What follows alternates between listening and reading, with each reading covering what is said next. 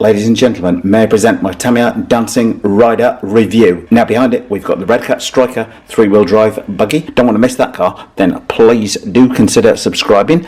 The one key difference though between this and this car, trike, or any RC car for that matter, is if this turns over upside down, it stays there until you go and pick it back up. So if the Tamiya Dancing Rider is fallen over on its side, it simply stands upright like that. Want to find out just how it does this? Then keep watching to see more details on the Tamiya Dancing Rider.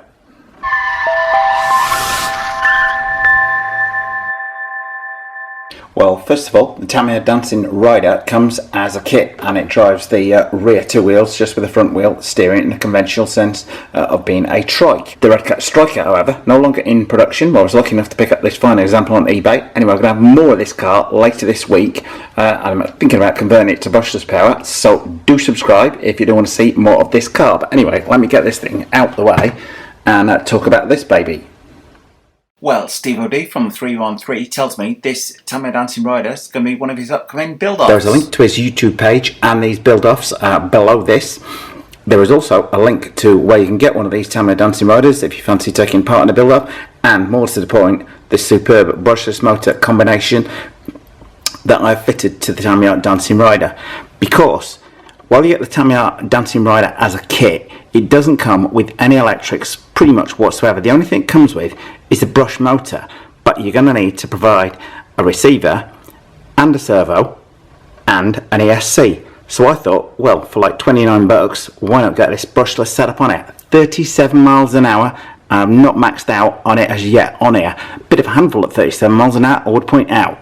Anyway, I'm going to get down closer to it and have a pan around, talk you through it. So to make that clear, while it does come with the brush motor, you're going to need to provide all your electrics, including your transmitter, including the batteries. It's not ready to run in any shape or form whatsoever. But great fun, great deal to be gained from building a kit. Starting round at the back, comes with quite decent rubber on here. Got my little brushless motor tucked away in there. You're wondering why the tape's on it. The tape on it should only go down the same route. It's because the wires from the brushless motor tend to kick out fairly near the wheel, so to tighten them away from the wheel, I've wrapped tape around it. The same on here as a tip for anyone building it. This little cable tie going around the back also kind of loops underneath, because when the thing turns, it rocks over from side to side like this. So you want these cables to move, but what you don't want is them to pop back out of this groove and around anywhere near the wheel. So, hence the cable tie. Okay, you've got your ESC and your receiver mounted on the top. There's also space on the back here. This is actually a transponder plate for putting a racing transponder on, because in Japan they race these things. Now, you will notice the most unconventional thing about it. The servo is mounted in front of the car. It's not turning the front wheel as such. The servo, when it turns, tilts the whole body over like that. You see the rear wheel still on the ground there, front wheel tilted over, that's one extreme of it. Goes the other way. As it tilts over, you will notice that front wheel flops to the side, and when it comes back up, it will, after a fashion, straighten itself out. There's a tiny little spring located under here, which you'll find out when you build it, that self-straightens that wheel when it's in the upright position, but when it leans over, the weight of the thing will tilt the front wheel in, much the same as a conventional motorcycle does on it. So it's low speed and high speed handling. Quite interesting, quite varied driving style on it. It's not a bad build to do, but I'm sure Steve O'D will have comments on that.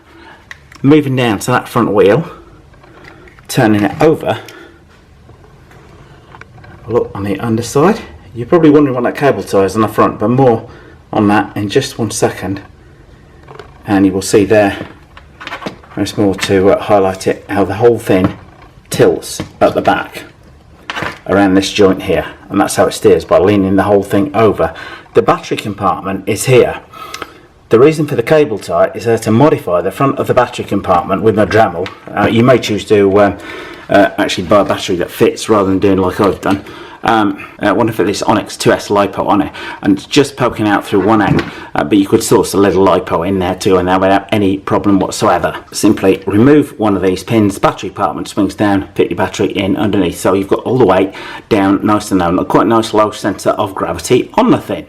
Now the shrewd amongst you will have noticed something when this car is moving around, there's that little arm at the back that is also moving around.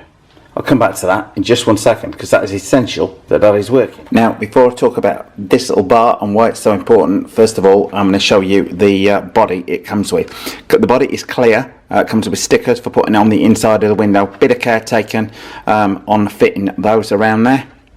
And you can even fit, people have even fitted lighting kits to these in the internet, and then people have done it with jeepneys with little lights hanging down.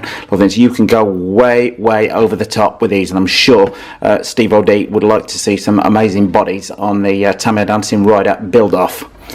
But overall, it is not a bad little thing. So anyway, why is it so vital? I'll show you the body first, because of these.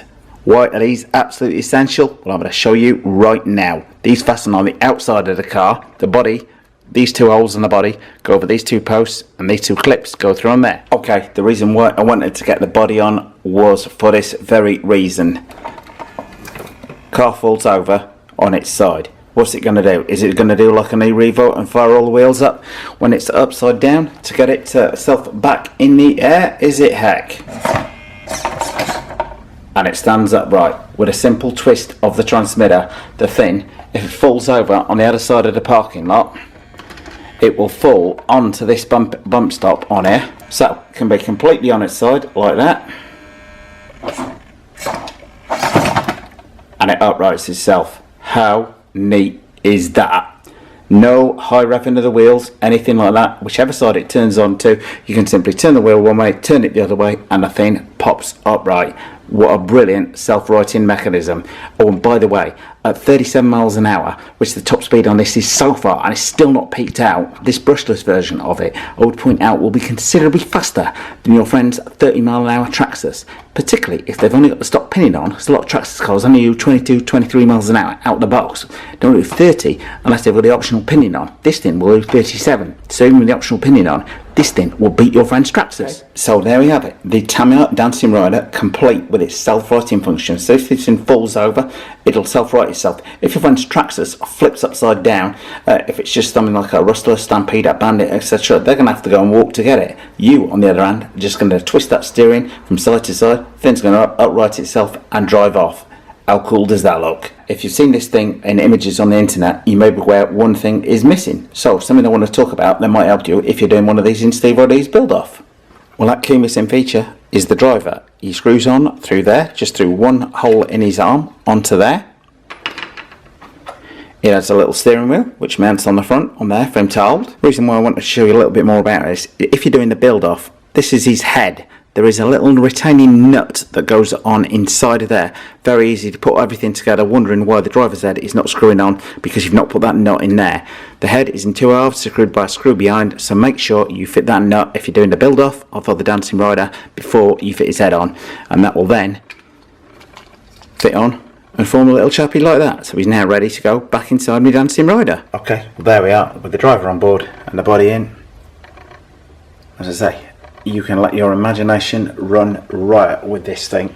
Well, I hope you enjoyed my Tamiya Dancing Rider review there, and it's also, I hope it's also of use if Steve O'D from the 313 does his next build-off as the Tamiya Dancing Rider, which he was talking to me about doing, hence me putting this video together to show you what the finished thing can look like. You could get it better looking. I was in a little bit varied doing it, paint could have been better, etc, etc. So, and you can completely personalise the thing to make this look as wild or as black as you want. And if you look online, some of the ones from Japan are absolutely amazing. The amount of time and effort that people have gone in to making this thing truly unique on their own, and they race them, they race these things. Anyway, you like that review of the Tamiya Dancing Rider, and you want to see more of my Project Red Cat Racing Striker 3-wheel buggy, so hopefully I'm going to put that to brushless later on this week, then please do consider subscribing. We hope you liked this video. If you did, please click on the circle image to subscribe. Thanks for watching. It helps if you want to turn on the notification button next to the subscribe button.